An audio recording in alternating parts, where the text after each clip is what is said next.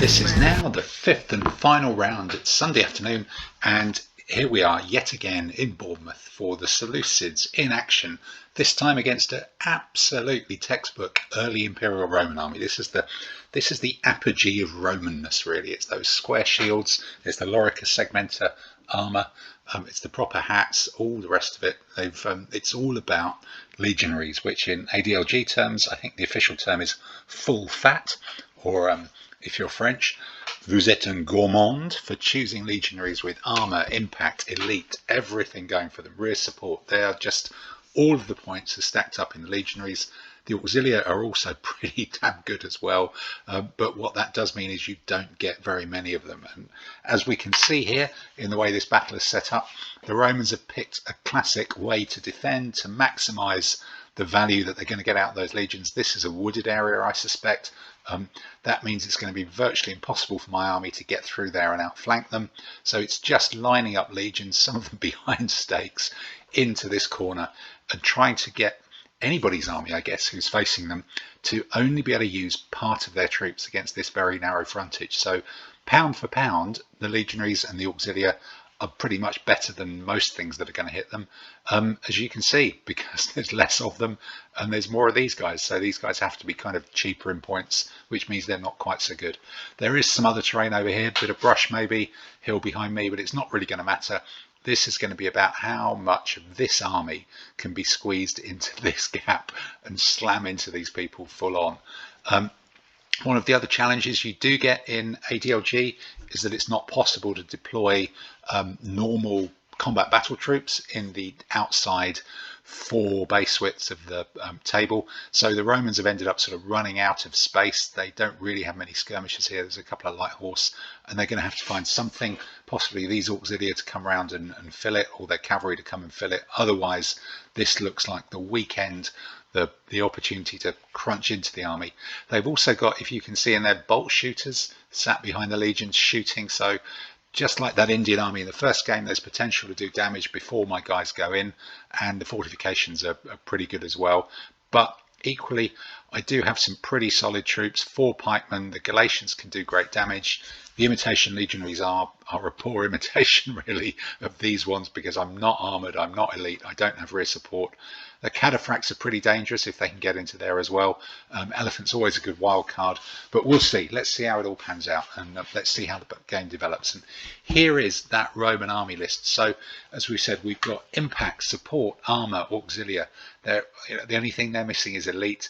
You've got the bolt shooters shooting over there, 2 other auxilia, but in the middle, 4 full fat legions with absolutely everything, rear support, the whole lot. Another couple of auxilia. I think some of the auxilia were fielded as heavy infantry in this list from memory, but it's really all about 2, 6, 7, 8, 9, 10 decent quality troops there, plus the artillery shooting over the top to try and do some damage as people are coming in, and more than enough command to patch those guys up in combat. Clearly they're not going to be doing much maneuvering in this setup, but they can be patched up in combat, and to keep that battle going for as long as possible so they can grind someone down. So here comes the Seleucid army. The general, he's giving the signal for them just to attack, to go forwards, and the guys sat on the back of the elephant are just drifting across a little bit.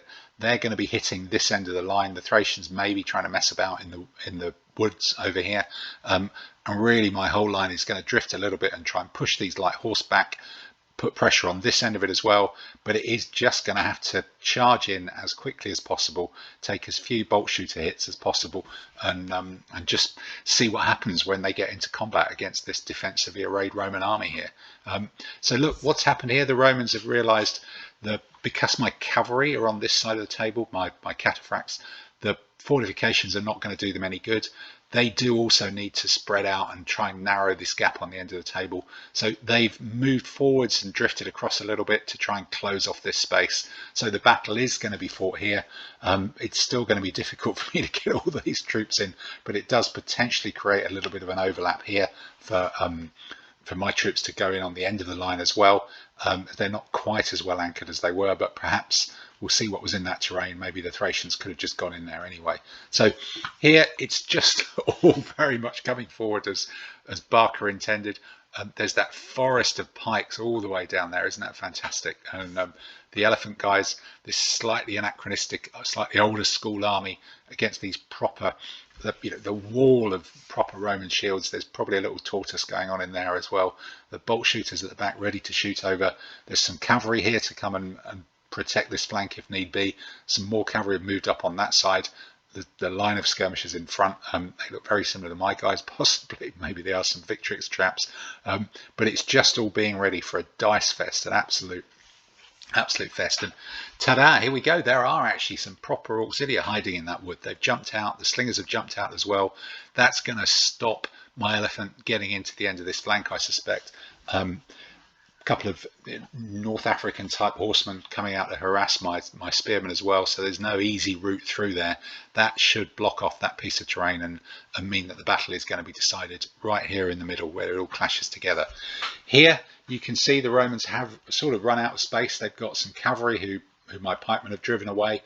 My Gallic cavalryman looks like he's probably going to be better than Roman cavalrymen. Roman cavalry are traditionally a bit patchy, but then that still does leave it with a couple of light horse, potentially against a couple of light horse. Is my javelin better than their bowmen? Let's see. And then it's imitation legionaries against legionaries and auxilia here. The pikemen are a bit of a bonus. Should they swap around? Who knows? Let's have a look and see how it goes. So clunk, here it goes. The two lines slam into each other. My army has just gone forwards in a block, hit this solid line of Romans. You can see the Romans aren't the ones that step forward because they've not outdistanced their bolt shooters. So we've minimized the amount of shooting that's happening just by charging at them ferociously, really. Very, very simple. Both sides want this fight. This is the way to resolve the battle. And you can see the elephant's not really in the game. He has to deal with those auxilia, but it does give me a little overlap here. It's going to be a very difficult one for me to exploit and turn onto. Those cavalry can defend it quite easily, but that's a +1. This is my elite cataphract, the silver-clad one. So this is probably one of my best chances to go in here and use the lances of the cataphracts, their heavy armor, just to try and take down these legions and sort of start to erode it on that flank. And likewise, looks like I have managed to swap around, push the imitation legions out to the flank, get the pikemen into the auxilia. It means it's a pretty even first round combat all along the line. The Romans have probably got the advantage here. My impetuous Galatians don't get the advantage of impact if they're the ones who charge into steady swordsmen. I've probably got the advantage here. The rest of it's a bit of a wash, but the Romans generally have armor that applies in a lot of these cases against the pike. Doesn't apply first round against these or these guys. So let's see how that starts to pan out. Well, there's just one very, very left behind imitation legionary when that army is squeezed together to try and hit these Romans in a solid line. I've just not managed to keep pace with these. They're a bit of a distant reserve, but there's not much command and control being spent here. Although the general is committed to combat, is he going to be able to get those up as a reserve to fill in gaps? We'll see. Over here, you've got the Gallic cavalry pushing forward. They're threatening these light horse. They do outnumber them. This heavy infantryman is going to have to be stopped by the cavalry. So actually, his presence as an overlap puts pressure on the end of that line. It's going to absorb the cavalry, which is going to give me an overload here with elite armored cavalry, javelin armed light horse, normal light horse, just against 2 bow armed light horse. So that suddenly is quite a lot of pressure there. It's only a small number, numerically advantage, but it does make quite a difference against this static line of combat. So in here we've got a very, very good selection of markers, and unfortunately most of them seem to be on the Seleucid side. So that pike phalanx has taken a hit despite having an overlap. The Galatians have taken a hit, just the one, not too bad. These guys have taken no hits. They've survived the first round, but then it's a battle in which the armor of the Romans should start to come into effect. Both these pike phalanxes have been hit by a volley of pilums. That's really done them some damage. Both have taken 2 hits, so that's quite problematic. That imitation legion's going to have to fill in a gap. And over here, only 1 hit from the cataphracts. The other one's got a bit of a draw, got a wash. That's just a marker on the base of those guys. So there's only 1 hit there and 1 hit there versus 1, 2, 3, 4, 5, 6 on my side. So not the greatest of start for the Seleucid attack. The Romans haven't been rocked on their heels, and now their armour should start to come into effect. Although against the pikemen, particularly this guy, the elite general, against just an auxiliary who doesn't have armour by the looks of it, that's where there's a bit of an advantage to be taken. There's clearly an advantage here, and if I can do something on this flank, hitting at least one hit there starts to make a difference as well. So how does this develop going forwards? The auxiliary have come rushing out of the woods. They've gone into my Thracians, done some big damage to them as well. There must be another one out here. The pikemen are still, oh, that's up to 3 hits now. So these Romans are chopping away. This guy looks like he's done a hit in return. He's striking back. The Galatians are starting to push forward, but that's the one I was looking at. The elite general with the pikemen against the auxiliary. He's knocked a hole in them straight away. That suddenly leaves this guy double overlapped. He's going to be gone. He's in a lot of trouble, even against an injured pikeman. Pikemen are at better factors to start with. So with an injury, they'd be evens in a straight fight, but this gives them +2, 1 overlap on each side, and the opportunity for a flank turn. And it looks like my cavalry overlap here, where we were talking before about my 3-2 advantage and my quality advantage, the Roman cavalry have decided they need to give up on this guy. They've got to stop these cavalry driving through, so they've gone into my cavalry there to make it more of an even fight as well. The bolt shooters is retreating. It can see the writing on the wall over here. This is all looking kind of tricky, but there's still this real solid core of armoured Romans with only a couple of hits in the middle, and I've got quite a lot of hits here as well. So it's all still a furious struggle. And looking into here, that's where the other auxiliary has gone. He's gone to take on, and he's doing very well. 2 hits there against the spearmen, but just sheer weight of numbers. The Romans, as we said, have got quality, but a lack of width. There is suddenly a freedom. There's an opportunity for the Thracians to burst through and start looking into the back of that line, because all the rest of the Romans are fully committed. There's only this small reserve of cavalry here. The cavalry battle's there.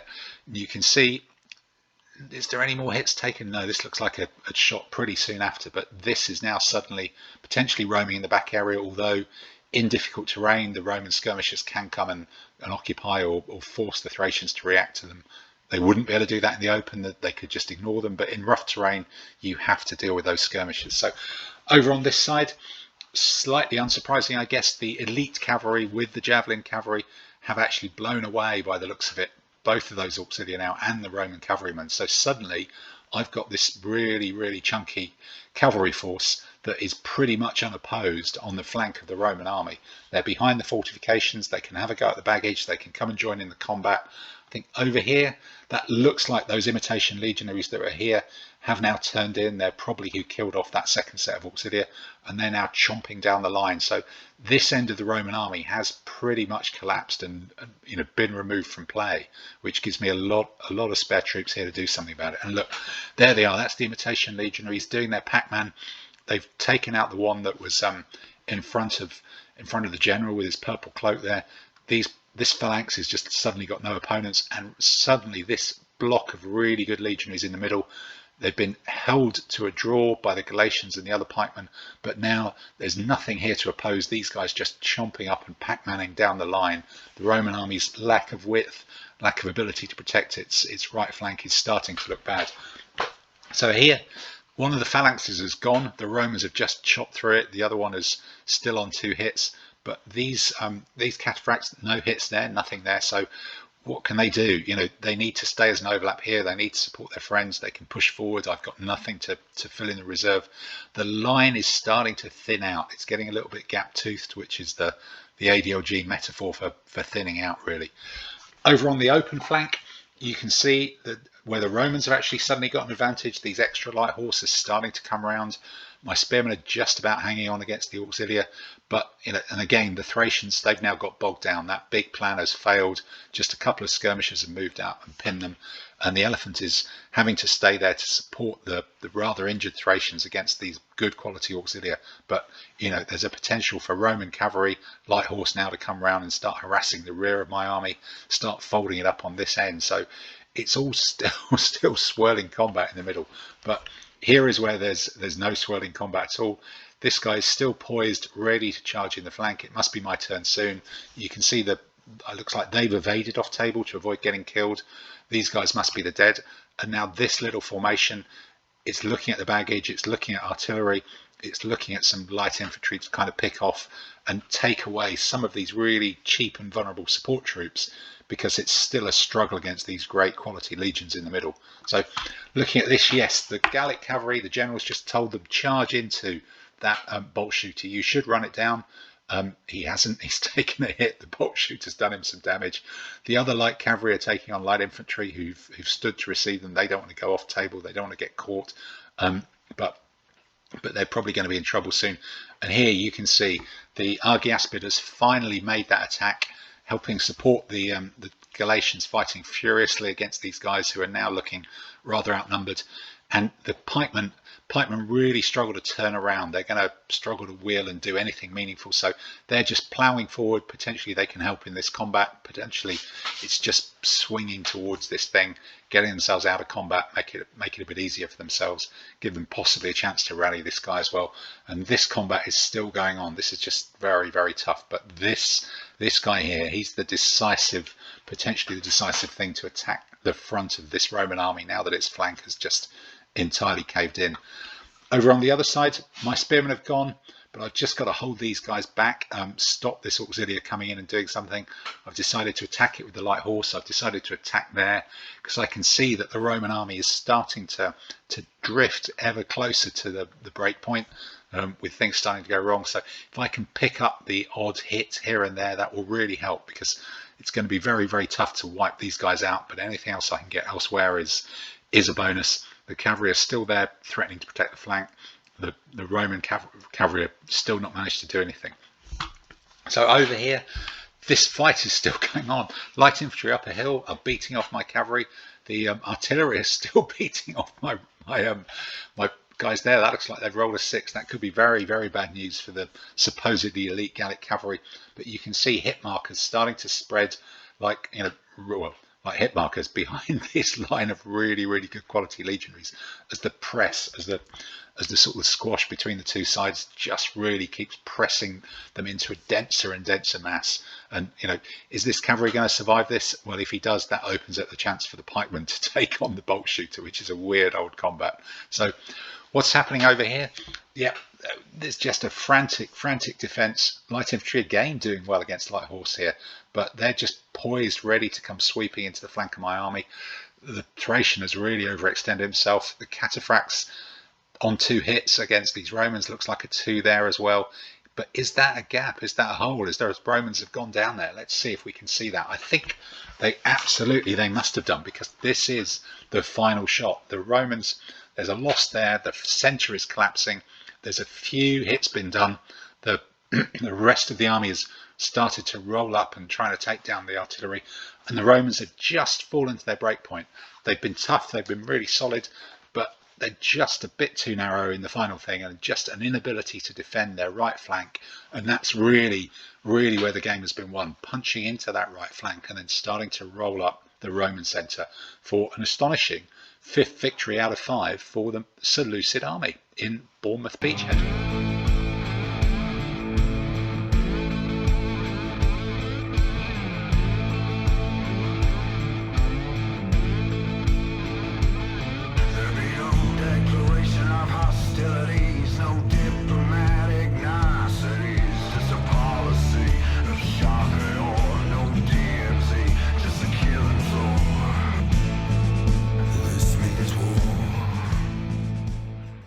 Hello and welcome to the latest Madaxeman.com Army List ADLG podcast, in which I'm joined by